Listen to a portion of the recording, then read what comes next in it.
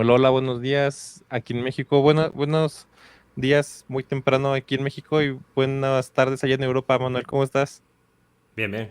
Un Bien, gusto siempre estar aquí. qué bueno, me da mucho gusto que andes por aquí. Y bueno, esta plática la teníamos pendiente hace tiempo también, ya, ¿no? Habíamos hablado desde hace como 2 o 3 semanas para hablar de esto por una noticia que salió.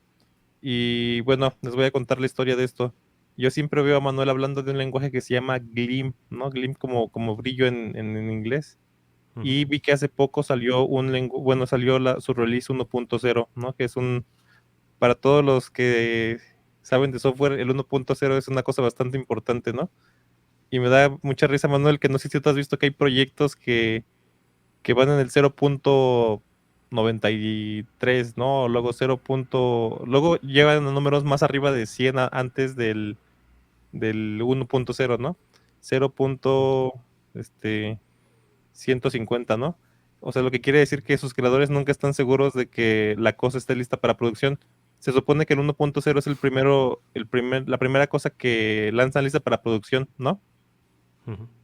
Sí. Sí, en Tú, principio, yo creo que ajá. sí, ¿no? En la mayoría de proyectos. Sí, pues tú usas Versioning, o sea, para los que no conozcan este tipo de nombrado bueno, este tipo de nombrar versiones, me llama la atención porque pues no es tan intuitivo, ¿no? O sea, tú, por ejemplo, luego ves ¿cómo se llama? Ves el 1.50, por ejemplo, ¿no? Y pensarías que el 1.50 ¿cómo se llama? O sea, a veces como que no respetan nuestras reglas de ordenamiento que tenemos ya puestas en la cabeza.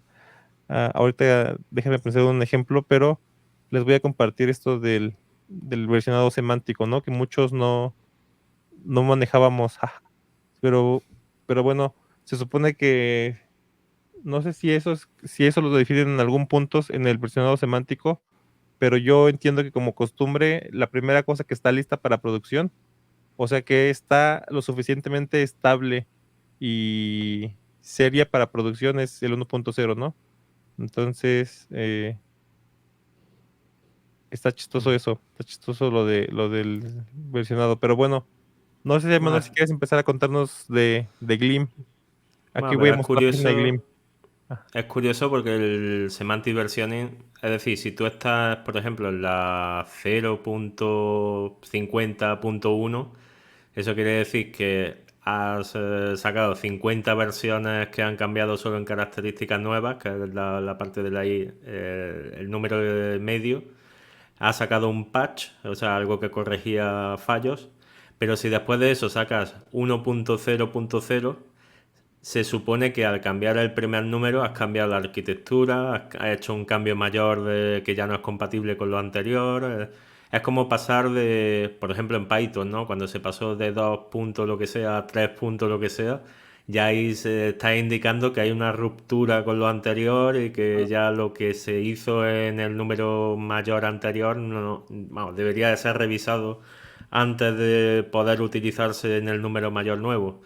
Pero en el cero punto algo siempre está esa flexibilidad de que cuando ponen 1.0, realmente en ese cambio del 0.50 tal al 1.0 no hay cambio absoluto. Es como el versionado en Linux, ¿no? Linux Torvalds de vez en cuando cambia el primer número porque dice, bueno, ya me cansé de contar tantos números, ¿no? así. Y en lugar de ir incrementando el número de medio, directamente incrementa el número mayor sin que haya ninguna característica nueva, sin que se rompa compatibilidad, sin que haya ni siquiera nada. O sea, recuerdo que cuando cambió del 2 al 3 o del 3 al 4 fue simplemente porque había pasado, no sé si 10 años o un año y estaba ya aburrido de ver tantos números creciendo en la parte de abajo y dijo, vamos a resetear los números. Y desde entonces parece que se ha convertido en una costumbre, ¿no? Porque ya vamos por el Linux 6 y realmente no ha habido cambio de infraestructura ni un cambio que rompa del anterior al nuevo. Ujú, ujú. Sí, dime, perdón. No, no, eso, que hay veces que aunque lo sigan desde primera hora, se lo pueden saltar. Sí, claro. O sea, se supone que esa es una forma, y bueno, les digo, para los que no conozcan el semantic versioning, se supone que es una forma de comunicar qué cambios hiciste en tu versión, ¿no? Entonces, ahí está lo que dijiste. Y bueno, parece que sí es algo que ¿cómo se llama? Aquí está que el Semantic Versioning dice, ¿no? Las versiones, la versión mayor cero, o sea, cualquier cosa cero, eh, está en desarrollo, dice, y cualquier cosa puede cambiar en cualquier rato. No se dice que todo lo debajo del cero no se considera estable, ¿no? La interfaz pública de tu paquete o por lo que sea, dice que no se considera estable. Bueno, quiero saludar a Chris que anda por aquí. Saludos, Chris, qué bueno que andas por aquí. Este, qué chistoso que haya gente a esta hora, ¿no? Bueno, aquí en México, porque él es de México. Entonces, saludos, qué bueno que estés por aquí. Pero bueno, y bueno, y aquí dice que justo esto que dijimos, ¿no? Yo lo entiendo, te digo, como listo para producción. Y bueno, una de las características que quieres de tu software cuando estés listo para producción es que tenga una interfaz estable, ¿no? Que tenga cosas confiables abajo. Y entonces por eso lo considero listo para producción. Cualquier cosa abajo de 1.0 lo debes de considerar inestable, ¿no? Y aquí está, dice, la versión 1.0 define la interfaz pública, ¿no?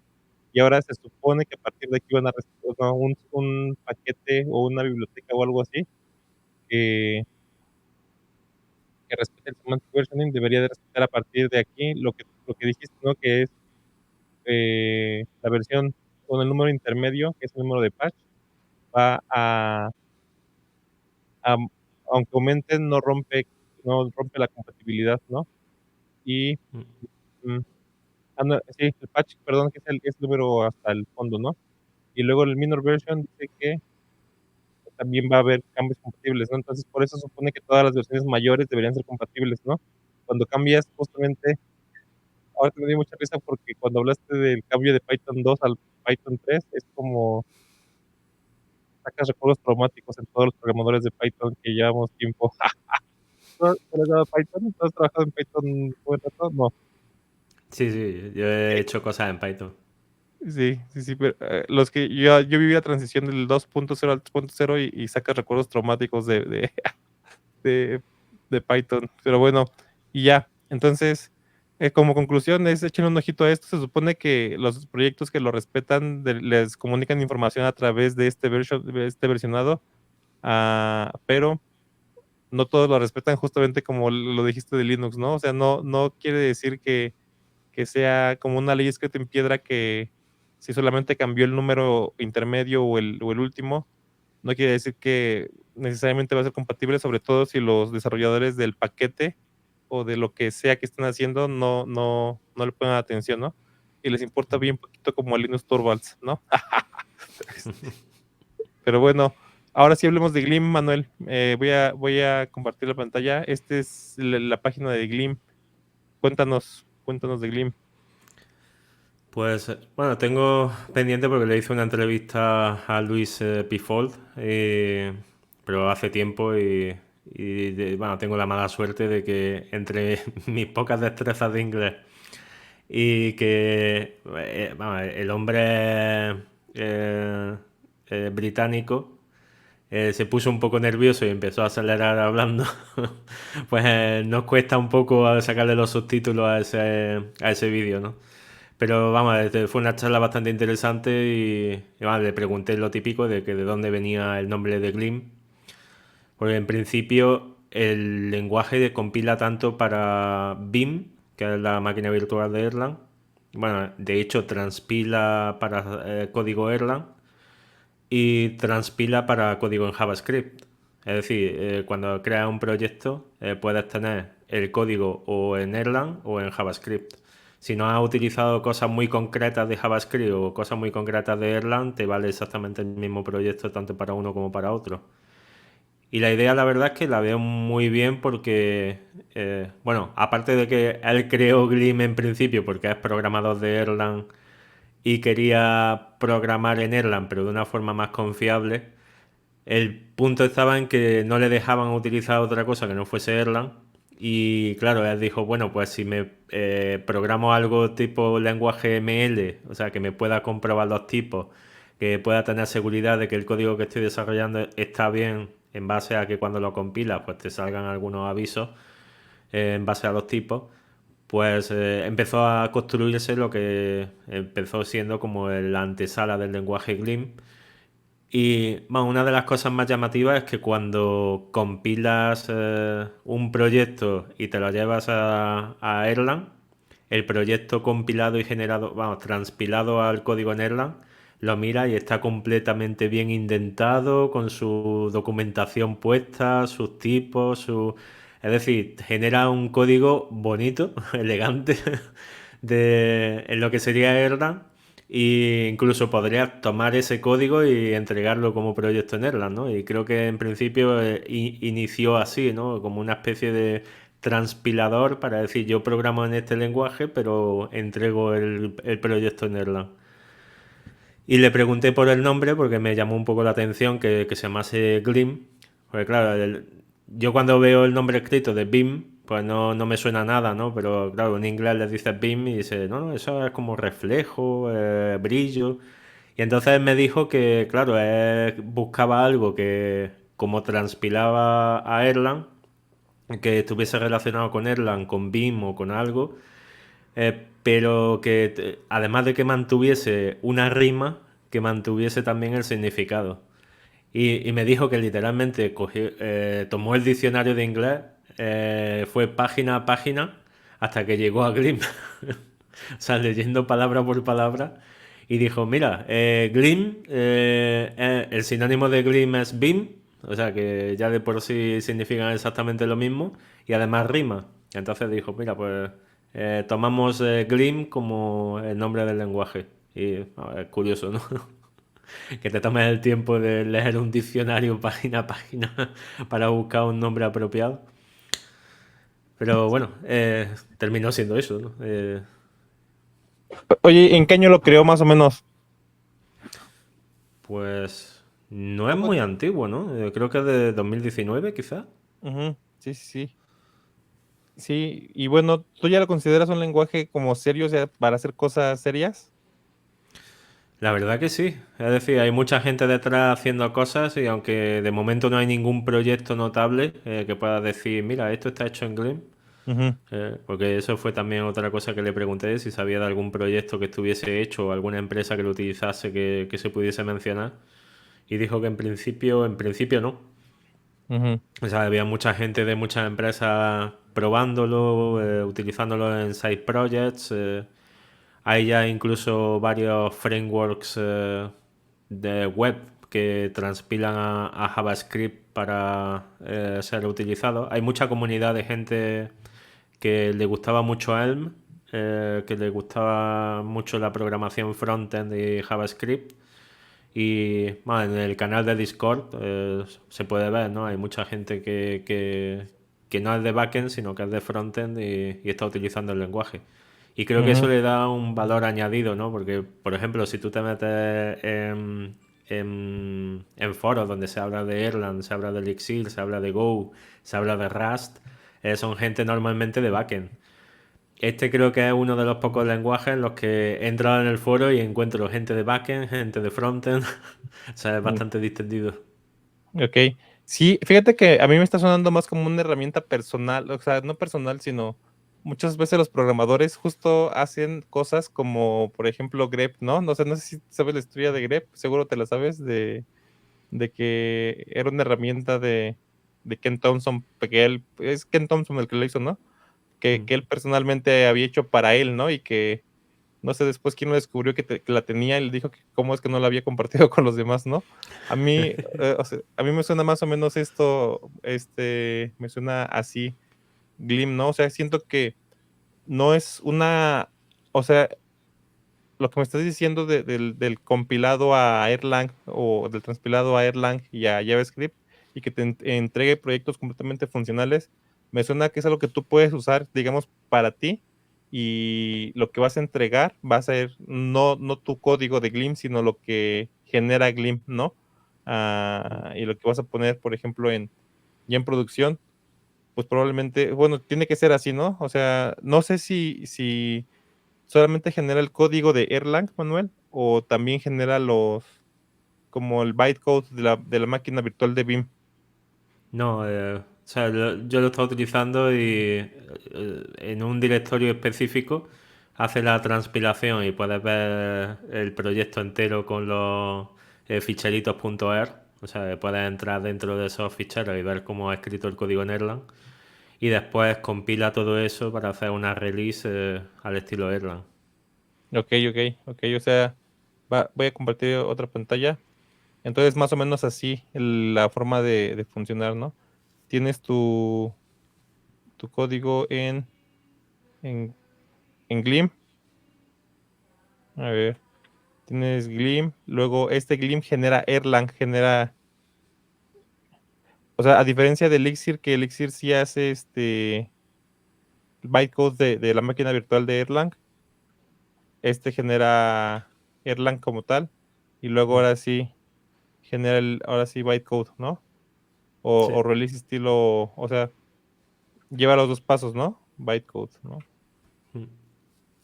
Ok, Sí, así. pues Elixir lo que es que como Joseph Alim estaba muy metido dentro del proyecto de Erlang, que al principio no tanto, ¿no? Pero después parece que se influenció por otros proyectos que había como reía y estos, o sea, todos los lenguajes que salían sobre BIM siempre tenían la idea de convertir el código en forms y después esos forms compilarlos en bytecode.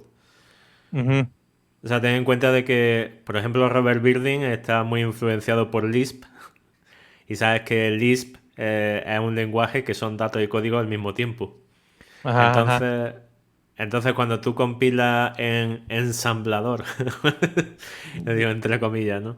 ajá. Un proyecto o un código en Erlang, lo que consigues son muchas tuplas, o sea, que parece eso todo lleno de paréntesis, ¿no? De código que son o llamadas a función o datos específicos, pero son muchos forms, muchas tuplas que después se van a representar casi como si fuesen ensambladores, vamos, que se van a traducir directamente a los códigos de la máquina virtual. Entonces Elixir lo que hace es, en lugar de hacer como Grim, que transpila a Erlang y después Erlang se compila, pues ese salto vamos, ese paso se lo quita, ¿no? Salta directamente y convierte el código de Elixir directamente a esos forms. Y eso le permite jugar con esos forms, que es lo de la macro, bueno, la metacompilación. O sea, las macros y toda la metacompilación que tiene Elixir es posible porque esos forms son datos que se pueden modificar y se pueden tratar a alto nivel. Sí está interesante eso, está muy, muy, muy locochón eso de ya las macros, la expansión en tiempo de compilación y todo eso, ¿no? Ujú. Me llama la atención. Ok, perfecto. Y bueno, completando este diagrama, gracias por la explicación, Manuel. Completando este diagrama, Glim no solamente compila, dijimos a Erlang, sino también compila a JavaScript, ¿no? Ujú. JavaScript. Después ya Erlang, digamos que Glim llevaría dos procesos de compilación para llevarse ya a ejecución, ¿no? O sea, Glim se compila a Erlang, Erlang se compila a su bytecode, ¿no? Y ya se genera este release de Erlang que ya se ejecuta en la BIM, ¿no? Sí tiene un bytecode la máquina virtual de Erlang, ¿no? Sí tiene un bytecode intermedio, supongo que sí, para hacerla, Sí. para poder haber sido como compatibles si Elixir y Erlang, yo creo que tiene un lenguaje intermedio, ¿no? Y luego Mm. Glim también compila JavaScript. Y ahí está chistoso eso, Manuel, de que hay muchas cosas que se quieren escapar de escribir JavaScript, ¿no? O sea, digamos que el único entorno completo de ejecución que tengo en los navegadores es JavaScript, ¿no? Y Mm. le están buscando todos por todos lados cómo dejar de escribir JavaScript, ¿no? Con TypeScript es una forma, con Elm. Me llamó la atención que hablaste en pasado de Elm. ¿Ya se murió el proyecto? No. No, no, no, Me no espantaste, creo. ¿eh? Lo que sí, como tú sabes, que cada vez que se deja de hablar mucho de un lenguaje, ya hay mucha gente que lo da por muerto. Sí, es que te Pero digo no, que, yo. Ajá. Yo, Dale, dale. yo creo que Elm, vamos, en sí siguen saliendo versiones y hay una comunidad detrás, pero hay gente que siempre pues ve otro proyecto que lo considera un poco más prometedor y entonces salta a él. Ujú, Hay gente que, bueno, lo mismo sigue todavía en Glim, ¿no? O sea, en Elm. Y ha saltado también a Glim por tener otra pieza más con la que jugar. Pero, vamos, creo que la diferencia, porque Elm tiene, o sea, yo creo que uno de los factores de que no se utilice tanto es que requiere mucho del programador. Es decir, cuando tú creas un proyecto con Elm, la parte de HTML tiene que estar casi incluida dentro del JavaScript y es un proyecto muy cohesionado, o sea, para la salida tiene que controlarlo todo. Es decir, no es solo escribir una librería en JavaScript, sino que tiene que estar muy cohesionado con todo lo que hace. ujú, Pero claro, la promesa que te da Elm es que no vas a tener fallos en tiempo de ejecución. Pero ujú. claro, para darte esa promesa, pues te tiene que quitar libertad. Y quizás eso Claro. es lo que a la gente no le gusta mucho. Sí, sí, sí. Yo hace tiempo vi un artículo que me dio mucha risa, que creo que es el primer lenguaje que veo que atacan tanto, o sea, más bien tan fuerte. Se llama Elm is Wrong. Y creo que lo escribió Sandy Maguire, que es un, sí, este cuate, mira, Elm is Wrong y ¿cómo se llama? Y le da duro al lenguaje. Creo que es crítica válida, este, pero no sé si, ese es muy viejito el artículo, no sé si, ¿cómo se llama? Mira, aquí está. eh, Estoy bromeando. Él no está así de malo, dice, está peor. No.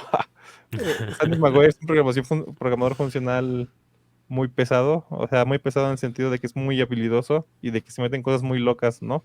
Entonces, supongo que por ahí va el lenguaje. Pero no sé si es que el que vi, yo vi otro que hablan de otra cosa. Mira, de hecho, aquí está. Pero bueno, aquí le da duro a él y ya. Pero bueno, te digo que me da risa eso de que yo creo que ya están en las decenas de proyectos, o decenas o centenas, no sé, decenas de proyectos que se quieren escapar de escribir JavaScript, ¿no? O sea, y todo lo que va también por el lado de WebAssembly también, ¿no? Es otra cosa de escaparte al máximo de escribir JavaScript, ¿no? ¿Tú lo has usado? Bueno, ahora sí, centrándonos en Glim, ¿tú lo has usado para puras cosas de backend o sí lo has usado para algo de JavaScript?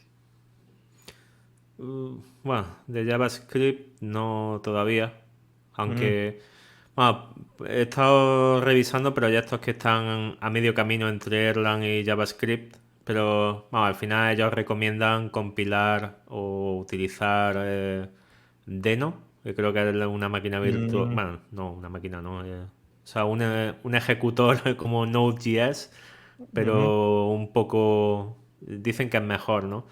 Después de Deno creo que he visto que hay otro más que ha salido que dice que es incluso mejor, ¿no?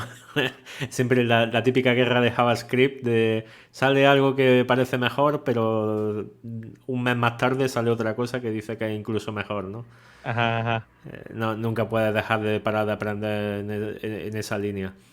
Pero bueno, la historia esa de que la idea de los proyectos de Glim, cuando tú transpilas a JavaScript, es que parte se ejecute en el servidor, ya sea con Node.js, Deno o cualquier otra cosa, y haya una parte casi como con lo que se hace con React, de que haya otra parte en el navegador que se ejecute en el navegador y hable con la parte que queda en el servidor. Entonces establece una comunicación cliente-servidor en la que tienes tu aplicación en el navegador y tu aplicación en el servidor. A ese nivel todavía no he llegado porque, o sea, realmente yo las páginas web y esas cosas las sigo haciendo con Elixir. No me quiero salir de ahí todavía. He invertido mucho, ¿no? Y no quiero todavía salir de esa parte y todavía me queda mucho que aprender con la parte nueva que están tratando de Live View y todos los avances que está viendo últimamente. Pero no descarto eso de ir paralelizando e ir aprendiendo un poco más de Lustre, que es el proyecto de Gleam que se encarga del framework. Pero eso, me tira un poco para atrás el tema de que tienes que transpilar a JavaScript y tener todo en ejecución en tu servidor en JavaScript y eso todavía tengo que tratarlo, ¿no? Tengo que hacerme la idea. Y, y eso, en la parte de backend, transpilando a Erlang, sí, vamos, tomé un side project que es demasiado grande quizás, porque cuando empecé el programa o el proyecto de Medusa, me propuse hacer la parte del backend íntegramente en Gleam. Y bueno, ahí ya fue lo que ha retrasado el proyecto en lugar de acelerarlo, ¿no? Como buen programador de backend, me gusta mirar cosas nuevas, pero como emprendedor, pues la verdad es que soy un desastre. Bueno, para los que no conozcan del proyecto que está hablando Manuel, se los voy a poner aquí, se llama Mediusa y no sé si nos quieras contar de Mediusa, a ver, ¿es mediusa.com? Medusa con 2s.com, sí. Sí, perfecto. Sí, aquí está. Entonces es como un organizador de tus archivos digitales, ¿no, Manuel? Sí, o sea, la idea es que tú tienes, por ejemplo, varios dispositivos y, o sea, porque a mí me ha pasado muchas veces de que estoy en el ayuntamiento, estoy en casa o estoy de viaje o estoy en diferentes sitios y sé que tengo un documento que tengo que presentar o tengo una foto que le he dicho a un familiar que la tengo y siempre digo, ¿lo tengo aquí o lo tengo en el disco duro de casa o lo tengo en algún cloud, pero no soy capaz de buscarlo y las soluciones que proponen los grandes siempre son en base a tenerlo en su nube Muy bien. o en su plataforma. Pues claro, lo que tú tienes en el Macintosh, con el Spotlight, lo buscas y lo encuentras. Pero claro, si lo tienes en ese Macintosh, si lo tienes en el móvil, ya no es lo mismo, o sea, no te sirve la misma herramienta. Si lo tienes en un Linux, que lo tengas en casa, pues ya obviamente tampoco te sirve. Y claro, tienes que emitir la misma búsqueda en diferentes herramientas, diferentes formas para poder buscar lo que quieras buscar, ¿no?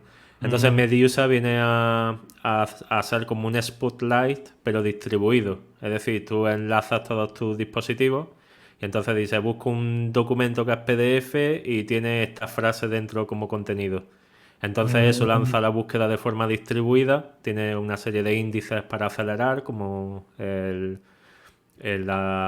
comando este de locate de Linux, ¿no? O de Unix. Y permite eso, tener un índice rico que se va distribuyendo entre todos los dispositivos y cuando buscas algo es rápido. Y entonces si dices, mira, este documento lo tienes, pero en el disco duro de casa. O sea, entonces pues ahí tenemos el agente de Medusa que directamente se le manda una notificación, se despierta y te hace llegar el documento directamente a tu dispositivo. no, está muy interesante, muy interesante. O sea, es justamente como el Spotlight de Mac, pero distribuido en todos tus dispositivos, ¿no? Sí, O sea, no no, es una que nube, no, tú no vas a guardar los archivos no, no. en el, está muy Bueno, interesante. la idea es que te ayude porque, por ejemplo, si tú tienes Drive, OneDrive, Dropbox, el otro iCloud, por ejemplo, Ajá. tienes, porque tengas muchos dispositivos de diferentes fabricantes y tienes al final unas cuantas gigas en cada una de las nubes, pues puedes decidir, pues mira, los PDFs de estas carpetas quiero que se almacenen solo en OneDrive. Las fotos quiero que se almacenen todas solo y exclusivamente en Google Fotos. O sea, puedes ir decidiendo en base a qué tipo de ficheros tienes y dónde los quieres ir almacenando para que se hagan copias y los tengáis salvaguardados. Entonces, claro, si vas a un sitio y empiezas a hacer fotos y tienes que las fotos se vayan a subir en tu Google Fotos, por ejemplo, pero no en iCloud, eso es Medusa como agente dentro del iPhone o del Android, va tomando cada una de esas fotos y las va depositando en el sitio que tú le hayas dicho. Vamos, es un organizador, ¿no? Como tú habías dicho al principio. ¿Te muteaste? Sí, ya listo, gracias. Sí, perfecto. Entonces, sí, sí, ya te entendí. Sí, entonces para los que les interese les voy a poner el proyecto en las notas del episodio, pero está muy interesante, Manuel. Y bueno, estás diciendo que todo el backend de este lo hiciste en Glim, ¿no? Y creo que resaltaste una cosa que, que es cierto que nos pasa a todos los programadores, ¿no? O sea, mezclamos, sobre todo si queremos ser emprendedores, ¿no? Mezclamos nuestras ansias de aprender cosas con, con, con proyectos, ¿no? Y creo que, bueno, tú ya lo reconociste, pero también creo que vale la pena resaltarlo, ¿no? Este, vale la pena resaltarlo que es que tenemos que mediar esa cosa, ¿no? O sea, es si tu enfoque o si lo que quieres hacer es sacar un producto rápidamente, ahí, ahí tenemos que seguir el consejo de este cuate que se llama, ya no me acuerdo cómo se llama, un cuate de Etsy que decía que tienes que hacer tecnología, usar tecnología aburrida, ¿no? Digo, la tecnología aburrida de cada uno varía, ¿no? En tu caso, digamos que tu tecnología aburrida sería Elixir, ¿no? Y Erlang, ¿no? Aburrida en el sentido de que tú ya le sabes mucho y llevas un montón de tiempo haciendo y entonces para ti es como nada nuevo para ti, ¿no? Entonces, Sí, cada... pero Ajá. es bueno, exactamente lo que dices. Pero es que eso, cuando te quieras lanzar un proyecto y quieras hacerlo bien desde tu punto de vista, que bien es siempre aprendiendo cosas nuevas, siendo disruptor, ese es el problema, ¿no? En mi caso, por ejemplo, te pasé un enlace ahí de GitHub con el proyecto de la base de datos que estaba programando. Y claro, al querer hacerlo todo en Glim, una base de datos desde cero, eso quita mucho tiempo y claro, lo más, o bueno, lo óptimo hubiese sido directamente elegir Postgres o cualquier base de datos que conozca bien y pelear un poco con ella y por lo menos lanzar el producto mínimo viable con ella. Y incluso bueno, la parte de los demonios, entre comillas, que estoy haciendo para escritorio, pues también para mí hubiese sido más fácil decir, bueno, tomo C o C++, hago el demonio ahí y tiro, ¿no? Pero como quería aprender Rust, pues ahí estoy también peleándome, aprendiendo Rust mientras hago los demonios de lectura de los ficheros para el indexado y demás. Pero eso, no los recomiendo porque te quita mucho tiempo y al final quería haber sacado Medusa hace ya un año y ahí estoy todavía, ¿no? Sí, sí, sí. Bueno, estas lecciones, Manuel, me gustan, esto que me estás diciendo, son lecciones que me gustan mucho porque no vienen del libro ni nada, no vienen directamente de experiencia y es, miren, véanme a mí que estoy un año después, todavía peleándome con el proyecto, ¿no? Por haberme metido con eso, pero bueno, la verdad es que te llevas otras cosas, ¿no? Te has llevado aprendizaje y te has llevado, de seguro te has sentido contento haciendo el proyecto, pero si tu enfoque es justamente sacar, o sea, es como tal sacar el producto, no es un enfoque recomendable, ¿no? No, Pero para nada. otra cosa que yo creo que puede pasar, Manuel, y ahí se tiene que evaluar, o sea, yo creo que no está bien ninguno de los dos, de los dos approach para hacer productos, no está bien irte siempre por lo más nuevo y siempre estar buscando cosas, que te diviertan y cosas y así. No está bien ese, pero tampoco está bien siempre hacer lo mismo y siempre estar enfocado en la tecnología más, digamos que más conocida de todas, o la que más haces, porque me llevo el ejemplo de Figma. Figma son, pues, ellos ah, desarrollaron tecnología, ¿no? O sea, como tal, su valor como empresa es que tienen tecnología muy fuerte, ¿no? Tienen tecnología muy fuerte. Entonces, por ejemplo, su cliente web está en WebAssembly y su cliente backend me parece que está en Rust o en C++, en uno de los dos. Pero ahí lo que quiero resaltar es, si hay alguna tecnología que te vaya a dar alguna ventaja competitiva fuerte, justamente, aunque te cueste aprenderla, deberías de enfocarte ¿cómo se llama? En hacerlo, ¿no?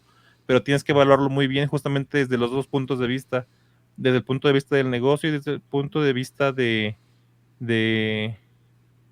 tecnológico, ¿no? Y también cuando termines algo, o sea, cuando hagas un proyecto así, es muy probable que si es un proyecto valioso, lo que más vale la pena es que la tecnología justamente de, s- valga la pena también, ¿no? Entonces ahí, y esa es una lección que me he llevado de varias empresas que he visto que normalmente compran, ¿no? Empresas que compran no las compran porque, tienes un muy bonito producto, las compran porque tienes tecnología muy fuerte, ¿no? O sea, justamente Figma, que el dice vive abajo, pero de todos modos, no sé para qué hizo Adobe eso, no sé, los iban a comprar y después se arrepintieron, pero, pero muchas empresas que pasan así, te puedes ir por dos lados, ¿no? Y yo creo que un producto tiene como dos lados de valor, que es el producto en sí mismo y como la movimiento mediático que hace y que él se conoce y así. Y el otro lado que tiene es en sí mismo el producto, ¿no? Que es, a veces el producto no tiene éxito como en ventas, pero en sí mismo es una cosa técnica muy fuerte, ¿no? Y a veces por eso las empresas compran proyectos, ¿no? Entonces yo creo que tienes que pensarlo bien, pero tienes que también pensar en que hacer un producto así de fuerte técnicamente, justamente con tecnología, digamos que avanzada o tecnología que vale la pena, con cosas técnicas muy fuertes, pues lleva un montón de tiempo y un montón de inversión, ¿no? Ahorita hablaste de tu inversión que le has puesto, que es un año, ¿no? Mm. ¿Qué opinas? Sí, no, completamente de acuerdo, porque en las grandes empresas, por ejemplo, suelen ser conservadores y, bueno, has puesto el ejemplo de las ventas, pues, por Ujú. ejemplo, de empresas como Apple o Microsoft que son muy fuertes comprando otras pequeñas empresas cuando ven que empiezan a despuntar en algo. Yo recuerdo, bueno, en Microsoft, cada producto que hay de Microsoft se puede decir que es una empresa diferente que fueron comprando, pues no destinan apenas dinero a investigación y desarrollo. Y aunque tienen departamentos de investigación y desarrollo, la gran cantidad de innovación que se hace, salvo honrosas excepciones como el desarrollo de C Sharp y otras cosas, muchas de los desarrollos que se hacen vienen de fuera. Vienen de compras de otras empresas, como Excel, por ejemplo, que fue una empresa que compraron y tomaron ese producto dentro de Microsoft. Yo creo que en ese sentido las empresas grandes están muy bien que destinen parte de su dinero, o sea, no todo obviamente, pero parte de su inversión a investigación y desarrollo, que vayan analizando, pues ha salido esta nueva tecnología, vamos a evaluarla, qué parece, o sea, cómo podría utilizarse dentro de la empresa, qué ventajas da, qué inconvenientes, qué debería pasar para que sí se adoptase o qué podría pasar para que ni siquiera se tenga en cuenta dentro de nuestra empresa y evaluar esa evolución de la tecnología y en base a que si va pasando por todos los puntos que son beneficiosos, pues termine adoptándose y si no, pues obviamente se aleje la empresa de ella y no la tome, ¿no? El tomar o sea, adoptar una tecnología temprana y hacerlo de forma sin estudiar, simplemente porque el sentimiento les da que el mercado va a ir por ahí, yo creo que ese es el gran error, ¿no? Tomar esa tecnología porque han escuchado una charla en alguna conferencia o porque conocen a alguien que se lo ha aconsejado, el primo, cuñado o alguien de la familia que le dijo, mira esto, que es genial, ¿no? Entonces, dejarse llevar por ese tipo de impulsos no es nada positivo. Y por otro lado, vamos, lo contrario que decías tú, ¿no? El no acercarse a ninguna tecnología también es muy negativo, porque ahí no sabes la cantidad de oportunidades que estás perdiendo. Es Ujú. decir, yo creo que ese punto intermedio que tú señalabas de tener el departamento de investigación y desarrollo que vaya evaluando cada tecnología que pueda ser posible, los puntos cuándo debería adoptarse o cómo debería de evolucionar para que se adopte, debería de ser algo que hicieran todas las compañías, sobre todo las grandes. Sí, de acuerdo. Hay un framework de trabajo, bueno, no de trabajo, sino de innovación de empresas que creo que lo creó McKinsey. Lo leí, no me acuerdo en dónde, he estado buscando la fuente en el que lo leí, Y creo que ese es uno de los problemas que tengo en mi vida personal en general, de no tomo notas de lo que leo, me acuerdo y después sale a mi mente cuando algo lo saca, pero esto que hablaste ahorita, ah, ya después lo investigué, te digo, dicen que lo inventó la empresa esta de como consultora de negocios que se llama McKinsey, y dice que una empresa debe tener como tres horizontes, le llaman como el framework de los tres horizontes, ¿no? Entonces, el primer horizonte es, tienes que estar enfocado en las cosas que te dan de comer hoy, ¿no? O sea, es tu operatividad de hoy, ¿no? Entonces nosotros, como digamos que somos una empresa, debes de nunca perderte de vista los lenguajes que te dan del trabajo hoy, ¿no? Como por ejemplo a mí Python, ¿no? O Go o así, ¿no? Luego dice que tienes que estar enfocado en el mediano plazo, tienes que estar desarrollando las cosas del mediano plazo, que es, ah, por ejemplo, yo veo de mediano plazo, bueno, Rust, ¿no? Yo lo veo de mediano plazo, ¿no? Yo lo veo como que dentro de poco, y no sé si viste la noticia de la semana que sonó mucho en Twitter, que la Casa Blanca está desrecomendando 6C++, ¿no? Y que ahora están recomendando lenguajes seguros en memoria. Algunos dicen que no está recomendando Rust, sino puso ahí una Bueno, lista, ¿no? Como C Sharp y otros. Python, por ejemplo, creo que también lo puso. Mm, bueno, yo leí el documento porque hicimos un vídeo en Programando otra historia, bueno, un ajá. short, y vamos, donde se menciona Rust, solo se menciona Rust. Es decir, se ponen de manifiesto las vulnerabilidades que tienen C y C++, como ejemplo, pero ahí te deja abierto de que pueda haber otros lenguajes como C y C++ que también tengan ese problema. Solo que claro, como dice solo C y C++, pues ya la gente ha tomado como que esos son los lenguajes problemáticos y solo los problemáticos. Y después dice la parte de que otros lenguajes como Rust, sin decir ningún otro ejemplo más, son lenguajes que, aunque no son maduros, solucionan este problema y deberían de ser evaluados. Ujú, ujú. Eso, esa parte me da la espinita de que va a haber mucho Rust en el futuro, ¿no? Ajá. Sobre todo, o sea, mucho Rust en el futuro. Y ya le he echado, bueno, ¿qué opinas de Rust, ya que lo probaste para hacer tus... Me doy mucha risa también ahorita que dijiste de los demonios, porque quien escuche nuestra plática va a decir que si somos brujos o qué, que estamos invocando demonios o qué. No, pero, ¿cómo te ha No. ido con eso? ¿Qué sientes de Rust? O sea, ¿cómo lo ves como lenguaje? Hombre, como lenguaje, es como todos los lenguajes, ¿no? Tienes que acostumbrarte a la forma de escribir código en él. Ujú, ujú. Y claro, hasta que te hallas con las particularidades del lenguaje, pasa un tiempo, ¿no? Sobre todo si vienes de C y C++, que ahí, pues claro, tienes que controlar que la memoria no se te desboque, que siempre tengas control de dónde está en cada momento. En Rust eso te lo controla el compilador y en principio es un poco frustrante porque tienes que acordarte de por dónde va la memoria, el dejársela al proceso, volver a devolvérsela a quien la necesita. Y entonces, claro, ahí tienes que tener muy en cuenta el cómo utilizar la memoria y el cómo es tu proceso de principio a fin vamos, para que tengas seguro el qué es lo que quieres hacer y cómo lo quieres hacer. Pero una vez que te acomodas a pensar en todo el proceso y no solo en esa pequeña parte o esas pequeñas funciones, al final te hace e incluso es mejor, ¿no? Porque tienes todo el proceso en mente, tienes todo lo que quieres hacer y si hay algún fallo lo ves rápido y lo tienes rápido en mente, porque incluso te lo va diciendo el compilador, no hace mucha falta de que vayas compilando y ejecutando esa parte para verlo. Sí, sí, yo también lo he probado, no he hecho nada serio, he hecho puros ejercicios chiquitos, pero bueno,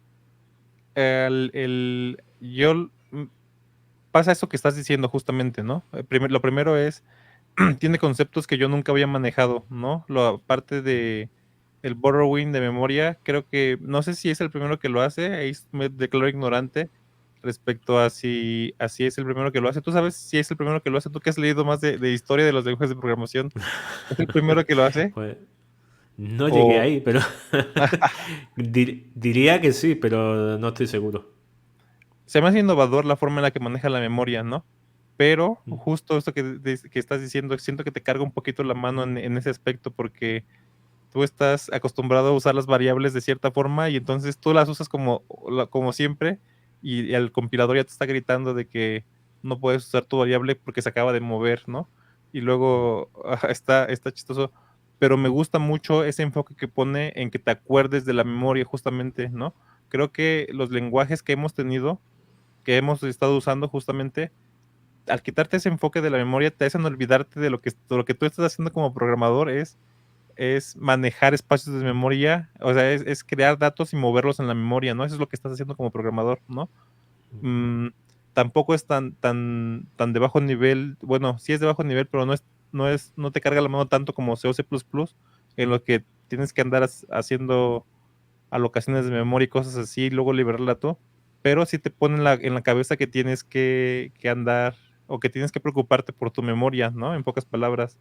Ah, y quiero enseñarles un ejemplo, a lo mejor otros que hayan estado en el canal ya lo han visto, pero les voy a enseñar la diferencia entre... bueno, de hecho me llevé una buena traumada porque internamente ahí en la empresa estamos preparando un proyecto muy importante que según yo va a ser, o sea, es de los mejores proyectos de la vida si se hace. Queremos hacer, bueno, no queremos hacer, más bien con un cliente estamos viendo la posibilidad de hacerle es una aerolínea privada, ¿no? Y entonces las aerolíneas privadas, o las aerolíneas en general necesitan un software de scheduling de vuelos, ¿no? Eso es una parte que lleva logística compleja, ¿no? Logística muy compleja. Entonces, está muy interesante el proyecto. Y yo estaba pensando en que como es un proyecto justamente muy serio, tenemos que hacerlo en un lenguaje y muy grande también. Se tiene que hacer un lenguaje que te dé muchas garantías, ¿no? Entonces estaba pensando entre Go y Rust, pero justo creo que pude haber caído en el error este que tú dijiste, Manuel, de irte por los sentimientos, ¿no? Mira, entonces estoy haciendo, bueno, este proyecto que es en el que me llevé la traumada, ¡ja! Es un LRU caché que en otros lenguajes se implementa de manera muy, muy sencilla, ¿no? Se implementa, esto es Go, entonces el LRU en Go es básicamente definir una lista doblemente ligada con tus nodos de lo que quieras que traiga y luego un, ¿cómo se llama? Un hash map, ¿no? Que mantenga esos nodos. Déjame ver si encuentro por aquí una representación del LRU. A ver, lo voy a compartir. Es básicamente la implementación del LRU, ¿no? Tienes un hash map que mantiene referencias a nodos, ¿no? No mantiene los nodos, sino mantiene la referencia a los nodos, ¿no? Y para los que programen en Rust, yo creo que ya le están brincando las alarmas rojas de cuál es el problema con esta implementación, ¿no? Y que es, yo no lo comprendía hasta que me puse a programar esto justamente, ¿no? Que es, tienes o te estás peleando más bien con, con que varios elementos mantienen referencias a la memoria, ¿no? Y entonces eso en Rust está prohibidísimo, ¿no? Esta es como, tu forma normal de operar es una sola cosa debe tener tu referencia a ese elemento de datos, ¿no? Entonces, incluso a veces si lo pasas dentro de un bloque como un for o cosas así, y le estás pasando la referencia a esa cosa y te estás matando tu variable para los demás de afuera, ¿no?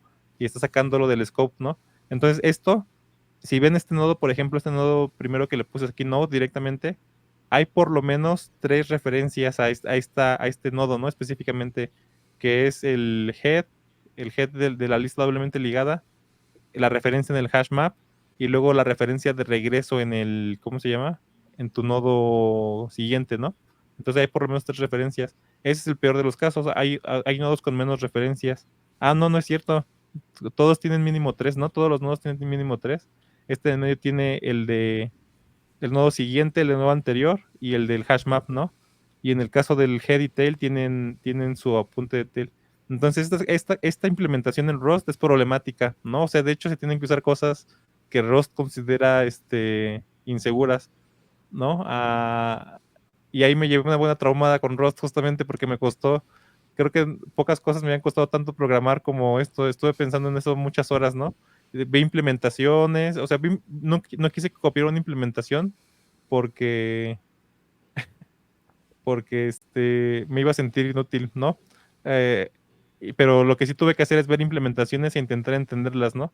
Y aquí es donde entra lo que tú estabas diciendo, Manuel, que te pone a pensar en cosas que no, ¿no? Por ejemplo, esta es mi estructura del nodo y se mete con cosas que yo cuando vi la primera implementación con esto dije, no, ¿qué voy a andar usando eso? Yo creo que el cuate se la complicó, ¿no? Y después de comprender el modelo de memoria me di cuenta de que de que eran necesarias, ¿no? Entonces aquí una de las cosas que me está sacando un poquito de mis casillas, pero creo que es una muy buena práctica, o sea, es una práctica muy conveniente, es lo de los opcionales. Eso me acostumbrado a otros lenguajes que tienen nulos, me saca un poquito de mi zona de confort, ¿no? Los opcionales, que tienes que ser muy explícito con valores que pueden ser nulos, ¿no? Y luego eso que hicimos, que vieron en el diagrama, se está cumpliendo como no puedes tener referencias de diferentes lugares al mismo espacio de memoria, tienes que usar una estructura especial que se llama reference counting, ¿no? Que se supone que le ayuda a Rust a saber cuántas referencias hay a eso y te ayuda a crear clones para que no se, para que el compilador no te grite. Y luego como la cosa que tienes que hacer es mutable, tienes que meterlo adentro de un ref cell. Lo que he entendido de RefCell es que justamente contiene tus referencias mutables dentro de un espacio unsafe, confiando en que tú lo vas a manejar bien, ¿no? Porque esto me tronó un tiempo de ejecución varias veces, ¿no? Entonces es un problemón loco implementar esa cosa y te puedes meter en cosas así, ¿no? En Rust. No sé si te has topado con algo similar, Manuel. No, la verdad es que siempre lo he evitado, de momento. Ajá, sí. Pero bueno, este lo quería poner como ejemplo de cómo te puede romper ¿cómo se llama? Te puede romper pues tu modelo de programación que traes de otros lenguajes, ¿no? Y Mm. justamente para no descorazonarme o para no perder las ganas de hacer el problema, lo hice en Python, o sea, justamente al mismo tiempo que lo estaba intentando en Rust, lo intenté en Python y lo sentí como haz de cuenta que, imagínate estar nadando en aceite con Rust, lo sentí como estar flotando en el aire como si fuera Python, porque Python es casi casi describir tu algoritmo en inglés, ¿no? En pocas palabras. O sea, es Python. Y Go se parece mucho, fíjate, esta implementación de Go es, nada más tienes que manejar un poquito más de punteros y ya, ¿no? En Go, pero se parece mucho en realidad, ¿no? Y ya. Pero bueno, yo, hablando sobre Rust, te digo, yo creo que también se siente como una bazooka Rust. No sé si tú lo sientes así, lo siento como un lenguaje que tiene todo, todo, todo, todo, o sea, todo lo que he visto en otros lenguajes y más tiene, ¿no? Tiene cosas como justamente los opcionales, estructuras, traits, y aparte de todo eso te obliga a manejar la memoria, ¿no? Entonces me gusta siento como si estuviera levantando pesas cuando hago Rust, ¿no? Entonces está chistoso. Este, Está ahí, entrenando fuerte. exacto. Porque luego cuando voy a otros lenguajes lo siento fácil, ¿no? Ah, Mm. y ya. Pero Ah, yo bueno, recuerdo, yo ajá. recuerdo que cuando tenía un compañero en Erlang Solutions en Suecia que estaba empujando fuerte la idea de escribir el código interno de Erlang en Rust. Y hizo varias charlas porque consideraba que, bueno, lo mismo la gente de Ericsson no tenía una idea clara porque no tenía un ejemplo. Y él se puso a programar la máquina virtual de Erlang en Rust. Y entonces las charlas iban en base a su experiencia y lo fácil que era en comparación con lenguaje C.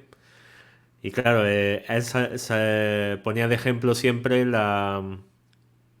las charlas de Team Urban a base de Monkey Gets the Well, para, Mm, aunque no sé si está realmente relacionado, pero porque claro, Monkey Gets the Well es como hablando de procrastinación, ¿no? Y sí, él quería hablar más bien de lo de pensar lento, pensar rápido de Cunningham.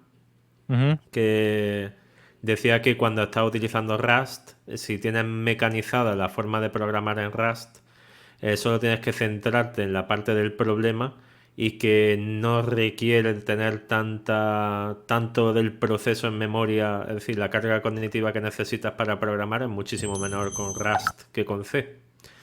Y casi que daba su charla en base a demostrar que era así. Pero claro, es lo que dices, ¿no?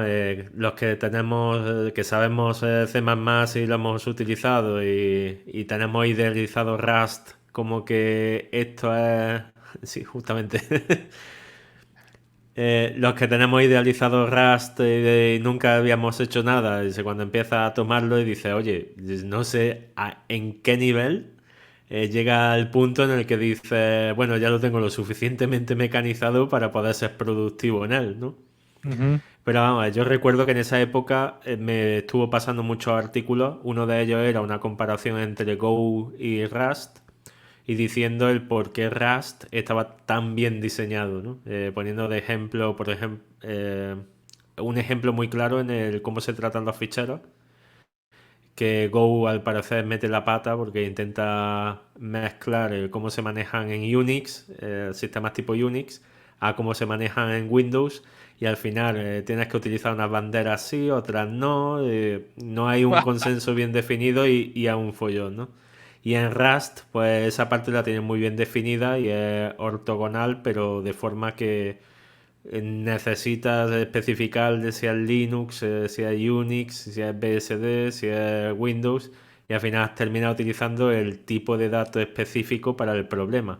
Es decir, no tienes información que sobre o que no se vaya a utilizar, ni información incorrecta, ni algo que esté aquí puesto como verdadero porque en sistemas de tal tipo no se pueda. Es decir, está diseñado en base a que sea útil, ¿no? Que no tenga cosas raras.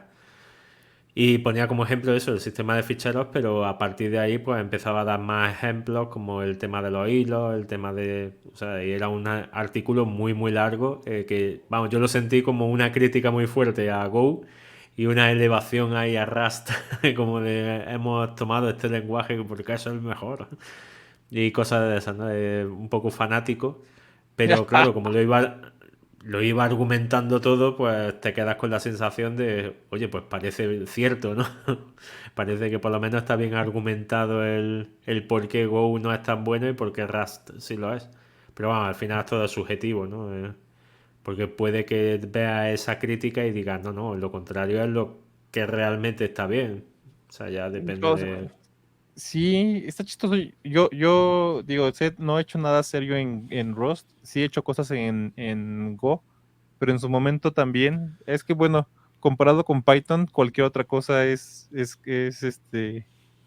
complicada, ¿no? Porque Python es, fuera de sus complicaciones propias, que una vez que las aprendes a resolver ya son nada, ¿no? O sea, por ejemplo, con lo que más te peleas en Python y más cuando estabas en el 2 es con la transición del 2 a 3, ¿no?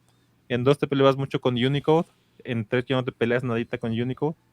Y de ahí en fuera, con lo que más te peleas en Python es con su sistema de paquetes que luego se rompe o luego anda rompiendo cosas, pero sí, pero para mí Conda llegó a resolver eso, ¿no? Conda y hay otros que ya lo están haciendo. Entonces, fuera de eso, Python es como le dicen en inglés, es a breeze, ¿no? Es muy sencillo. Fuera de Python, bueno, ya después, usando otros lenguajes que tienen más conceptos, o sea, justamente Python es un lenguaje sencillo que tiene pocos conceptos. Y Go siento que va por el mismo camino, pero tiene un nivel más que es su sistema de tipos, ¿no? Su sistema de tipos que no es tan grosero como el de Rust, ¿no? O como otros sistemas de tipos, nada más le mete eso. Entonces yo en su momento sentí Go comparado, o sea, viniendo de Python, lo sentí como pues un poquito más pesado, pero en realidad Go es facilísimo también, ¿no? O sea, comparado con Rust, Go es un lenguaje, por ahí leí una expresión en Twitter que me gustó, Go es un lenguaje sensato. O sea, cuando yo hice Go y cuando hago Go, lo siento como un lenguaje hecho por personas con mucha experiencia, ¿no? O sea, tiene muchas cosas que tú usas y dices, pues claro, así se debía de hacer, ¿no?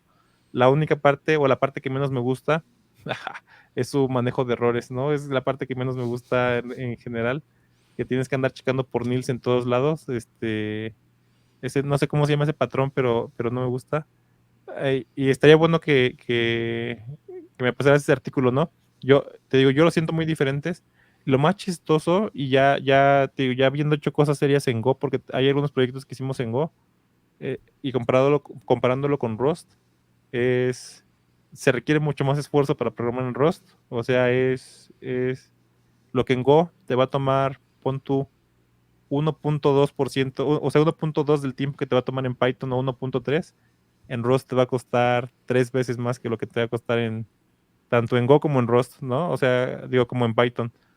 Pero puede que tu resultado justamente, tanto en base de código como en performance ya final, sea mucho mejor que lo que tanto Go como Python te entreguen, ¿no? O sea, en- ahí lo tienes que pensar, pero puede que no. O sea, el otro punto es, puede que ahí lo que tú dijiste, soy tan malo en Rust que voy a entregar rendimiento de Python o rendimiento de Go, ¿no? O sea, ese también puede pasar, ¿no? Pues yo, Python es un lenguaje que respeto mucho porque tiene sus principios y no tiene olores raros, ¿no? O por lo menos no muchos. PHP, por ejemplo, para mí perdió respeto en la 5.3 en el momento que metieron el GoTo. Que, vamos, que se dice, a ver, un lenguaje que llegando a la versión 1, 2, 3, 4, que llegue a la 5 y diga, introducimos el GoTo, dice, ¿pero por qué? Y cuando me descubrí, por ejemplo, estaba escribiendo un código en Go y digo, pero ¿cómo salgo de este bucle? O sea, porque era un bucle en el que tomabas datos y no se veía una forma clara de salir. Digo, si el break lo pones aquí, te estás rompiendo dos bucles en lugar de uno. ¿Cómo lo pones para que solo rompa uno? Y la gente decía, no, no, eso no hay solución, tienes que hacer un go-to. Digo, ¿pero cómo? Yo no pienso en hacer un go-to. Y dice, pues no hay otra solución. Vamos, estuve luchando con ese código un mes entero. O sea, no quise entregarlo al cliente hasta no quitar ese go-to. Y al final tuve que dejar el go-to porque no había otra solución eh, que respetase un poco el rendimiento sin tener ese go-to. Y va, fue el mayor dolor que experimenté.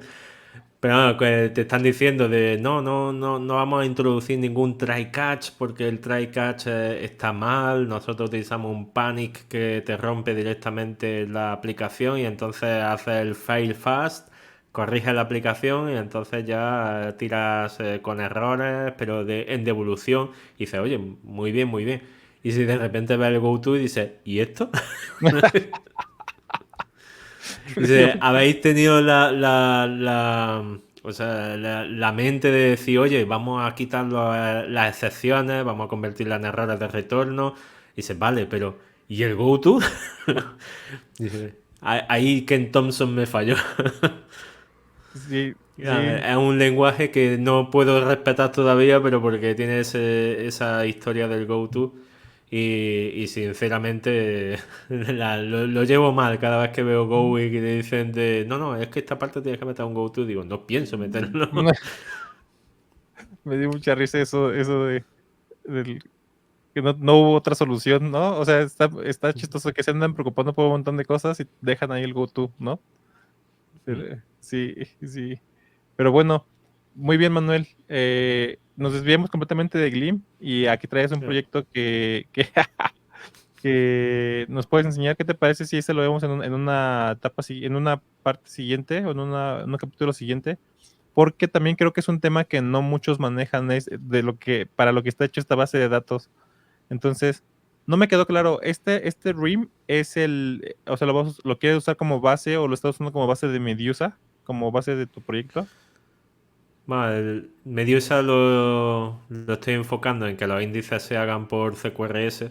Pues Mm, estuve barajando varias formas y aunque quizás CRDT sería lo mejor, ¿no? Para intercambiar cambios de índice entre uno y otro, tomé, digo, bueno, si hago un stream de eventos, también funciona igual y puede ser más simple.